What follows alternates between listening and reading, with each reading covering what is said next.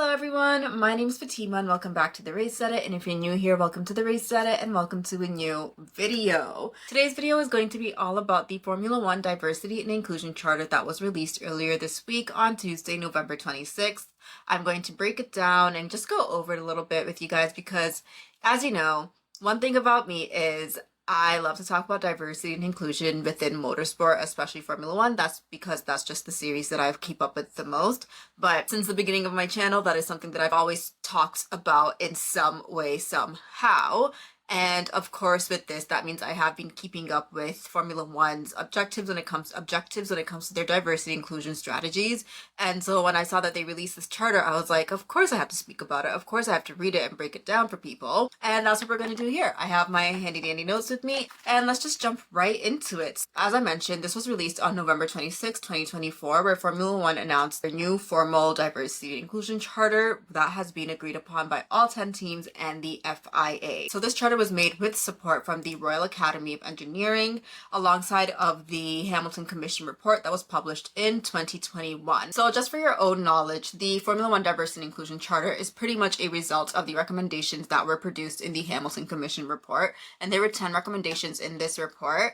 And I did have a chance to go over both the charter and the report, which is why I'm releasing this video on a Friday and not a Thursday, like how I mentioned I would, just because I wanted to make sure I had all the information that I wanted to express to you guys in this video. So I am going to briefly go over the Hamilton Commission report because, as I mentioned, that is kind of where the charter is derived from. So it just adds a bit more context to the F1 Diversity and Inclusion Charter. So for the Hamilton Commission, accelerating change, improving representation of Black people in UK motorsport, there was a call to action. And this call to action was essentially verbatim: we call on all in leadership roles across motorsport to take personal responsibility for driving measurable progress on diversity and inclusion, to provide equity of access and experience for Black people and other underrepresented groups, and as an enabler of organizational success. Unless this happens, the other actions recommended in this report cannot achieve the intended impact. And like I mentioned, there are 10 recommendations in the report, and there are 3 key strands of action in the report as well. So the first is support and empowerment. So that is empowering and engendering a sense of agency among young Black people so they can better access motorsport and other engineering careers. The second is accountability and measurement, which is strengthening the accountability of those in positions of authority and influence from delivering environments in which young Black people have equal access, support, and opportunity, and to evidence that through consistent collection and sharing of data and learning. And the third key strategy is inspiration and engagement, which is maximizing the opportunities to inspire and engage young Black people so they can visualize what these careers involve and crucially see themselves in these roles. For the purposes of this video, I will be looking more so at the support and empowerment and the accountability and measurement strands of action, because that is, I think, where a lot of the crux of the Formula One Charter derived from. I will also, maybe in another video, look more into number 3, which is the inspiration engagement. But when I was going over the charter, these 2 key strands of action are what stuck out to me. So in the report, under the accountability and measurement section, they asked that Formula One teams and other motorsport organizations take the lead in implementing a diversity and inclusion charter for motorsport to commit the sector to improve diversity and inclusion across all organizations. And well, fast forward to 2024, and Formula One has released a diversity and inclusion charter. And I do have to say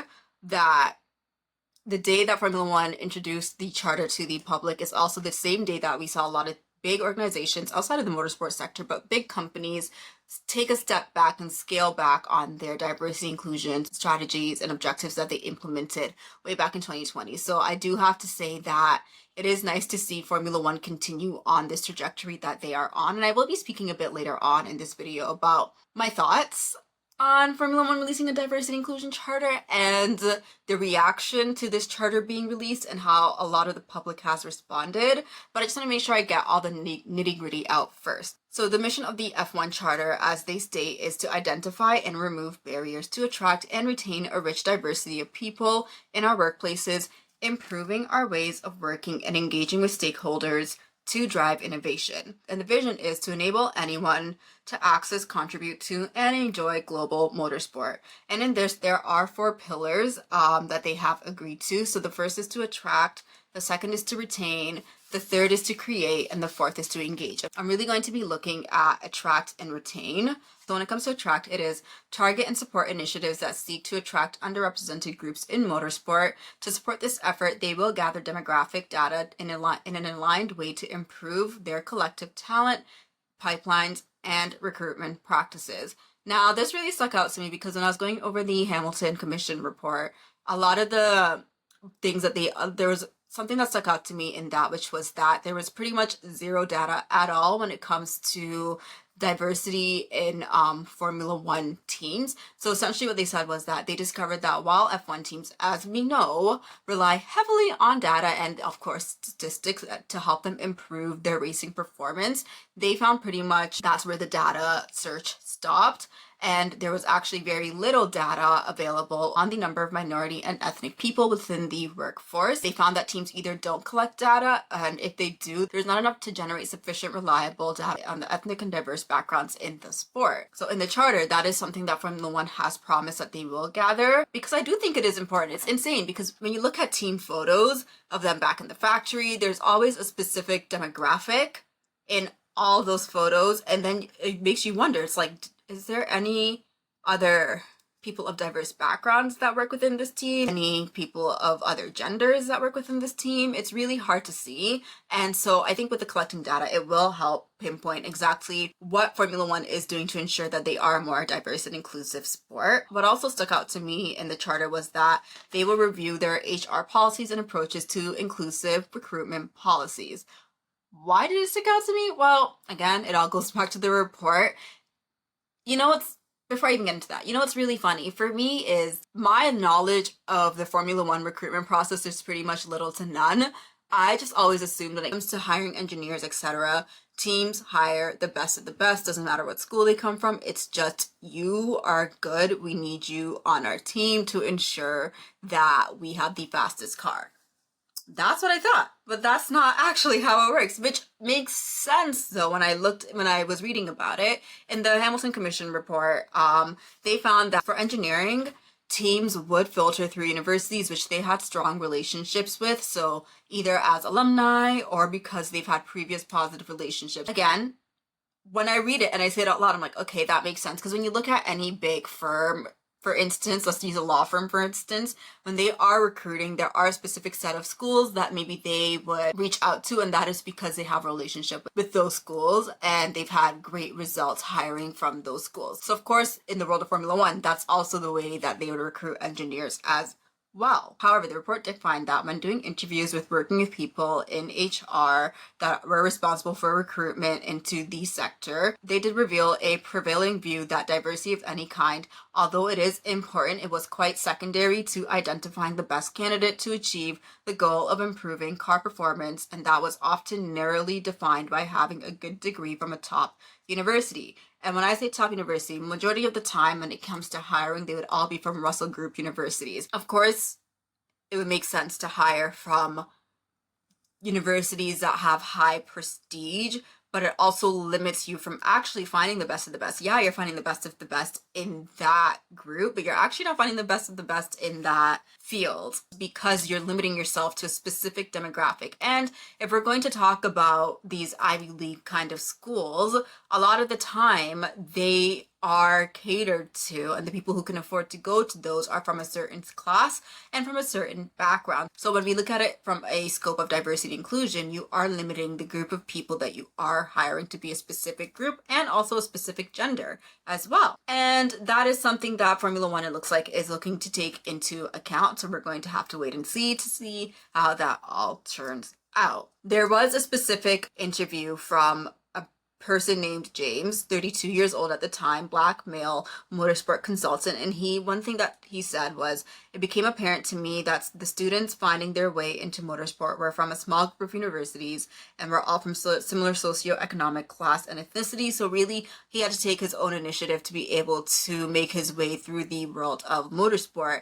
And that is just one example of many. And again, it's just, these are the things, the little things that you actually don't think of until you start looking into it. Because when I think of Formula One, of course, I think of the fast cars, the glitz and the glamour. I look at the crazy, amazing engineers behind the sport. And I respect all of them, but there's always a missing piece as well. So that's what stuck out to me when it comes to their attract. When it comes to retain, they said that they will put in place process to mitigate bias in our organizations and create cultures of inclusion so a diversity of people can thrive in our sport. So the great thing about the Hamilton Commission report is they have the full report that you can read, but they also have a interactive summary, and I also went through that as well. And in that, I was able to watch a couple of videos of people who work within Formula One, of people of color, Black people specifically, who work within Formula One, and they express their experiences in that, some of which you actually might recognize if you watch Formula One avidly. You'll be like, oh, that's a face I've seen before. What stuck out to me in the retain section is they will review their HR policies and demonstrate governance and leadership that ensures inclusive outcomes. We will work on personal and organizational skills, knowledge, and behaviors to improve our culture around inclusion. So there was one specific person who was speaking about their experience working in Formula One, who's been working in Formula One as an engineer for about 9 years, and he was saying how there was a person that he worked with at the time who had said a slur. He was unaware of the slur that was said, but a senior heard that person say it and let him go on the spot. And what he mentioned in his interview was that while he was happy that like his team did take it seriously, it's just the idea of working with someone who has these thoughts and who's smiling in your face and saying these things behind your back. It's just something that's kind of normal and not talked about in the industry. And I do think that while important to have it in writing, that they are going to make sure that they have these policies to mitigate bias in their organizations and create a culture people feel included. It is something that it can't just be in writing, it has to be done. And the next 2 points are create and engage. So for create, it is, we will listen to and encourage all perspectives in the design, development, and delivery of our products and services, encouraging our supply chains to do this too. And then for engage, it's we will communicate our commitment to D&I with our external stakeholders, listening, learning, and improving to deliver a better, more inclusive experience. I'm sorry, the reason I laughed is because how many times have we heard learning and listening throughout the past 4 years? A lot when it comes to D&I, but hey, that's just the terminology that's used apparently. Additionally, another thing that I wanted to touch on in this is one of the things that they said that they will use to supplement this information is to use jargon-free language with each other and externally. And that is something that I mentioned way earlier on in one of my videos. I can't even remember which one it was, but I did mention that the language that is used and the terminology that is used in Formula One does need to change if they want to make things more diverse and inclusive. So it is good to see that they are taking that into consideration and that they will implement that. They will recognize that they may need support in tracking and delivering on these measures. So they will seek the joint expertise to help them do so, which it's really good that they did look into the Hamilton Commission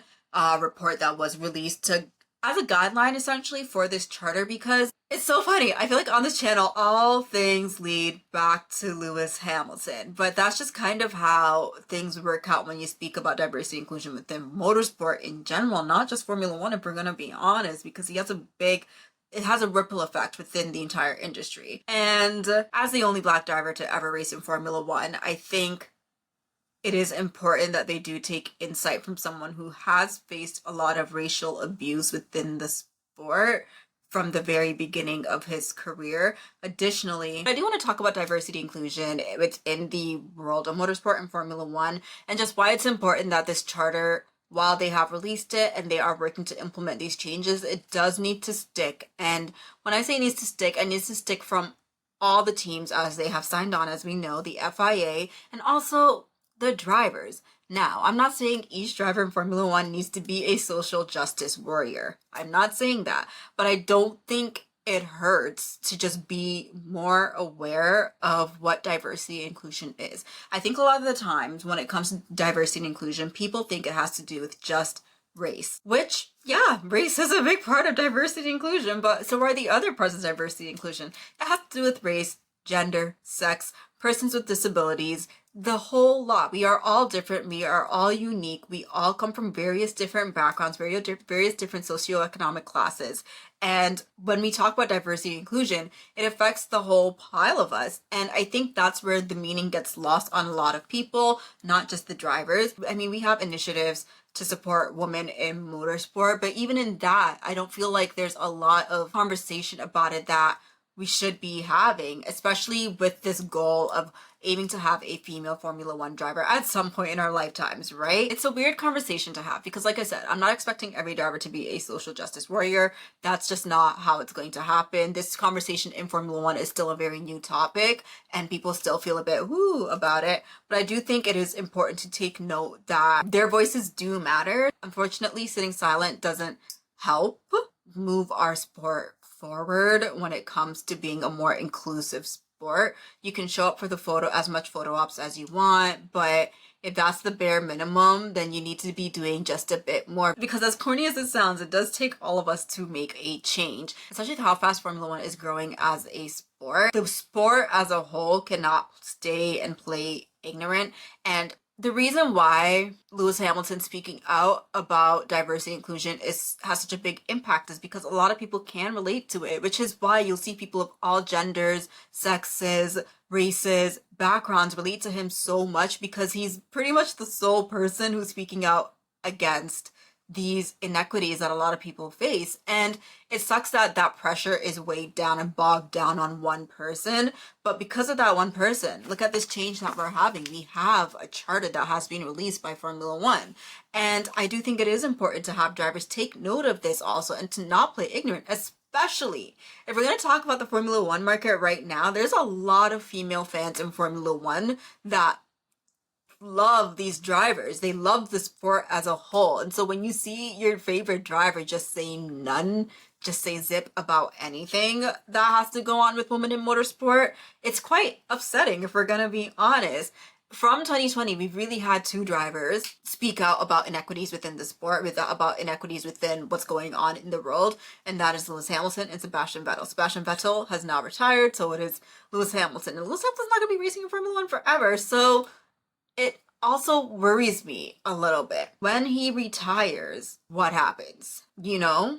Additionally, why it's so important is when Formula One announced this, when they released this on Tuesday morning, I didn't even look at the comments. I couldn't look at the comments because I already knew exactly where what the comments are going to be. It's just a really toxic and muddy era that we're in right now. And that's why I said I respect the fact that while there's a lot of organizations that are scaling back from their diversity and inclusion strategies that they have implemented earlier on, back in 2020, 2021, Formula One is still going forward and still pushing strong with making sure that they are trying to be a more diverse and inclusive sport. Because as much as it was an elitist boys club at one point, that's not what Formula One is. That's not where Formula One is right now, and the sport is only going to grow more. By the time I drop this video, a new Netflix show about Senna is going to be out. Next year, we're going to have the F1 movie come out. We're going to have an 11th team join Formula One in 2026.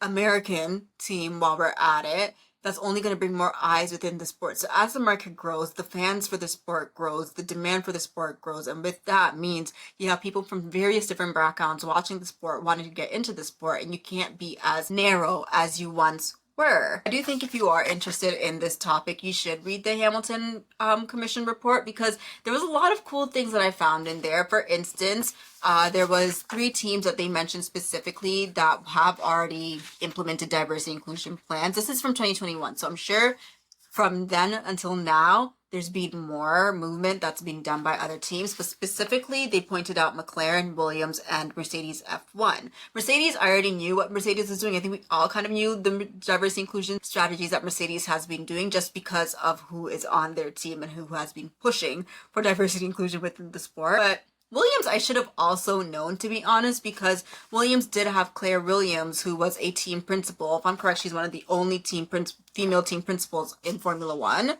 Not anymore, but she was one of the only female team principals in Formula One. They did sign Susie Wolf back in 2012 as their development and test driver, and she was also at that point the last female driver to race a Formula One car on a Formula One track during a Formula One race weekend. Additionally, Frank Williams, the founder of Williams, after his incident, because they have a personal relationship with disability, they have been a big advocate for that. And they have a strong connection with the Spinal Injuries Association. And their inclusion program has always included gender and disability, and it also now includes race, religion, and LGBTQ plus, and more. So Williams has been a big proponent of diversity and inclusion, and that is something that I should have just also known, but just didn't put two and two together. And then as for McLaren, in 2020, they did create a 10-year strategic plan for diversity and inclusion with extensive internal engagement with staff to ensure their experiences and expectations were met. So it is nice to see that a lot of teams have been pushing forward with diversity and inclusion. I love talking about diversity and inclusion, but I also hate talking about it at the same time because I'm like, I wish we didn't have to talk about it. I wish things, in my ideal world, of course, we would have equality, equity, the whole lot, but that's about how it works, unfortunately. So it is nice to have this conversation started, as uncomfortable as it might be for some people, living in a world where you are othered and maybe you feel like the other is even more uncomfortable. So that's just it, really. And I think that's all I have for you all today. If you guys did like this video, please feel free to like and subscribe. I am on my way to 500, so it does mean a lot whenever you do like and subscribe. And I will see you all in the next one. Thank you and have a wonderful, wonderful day.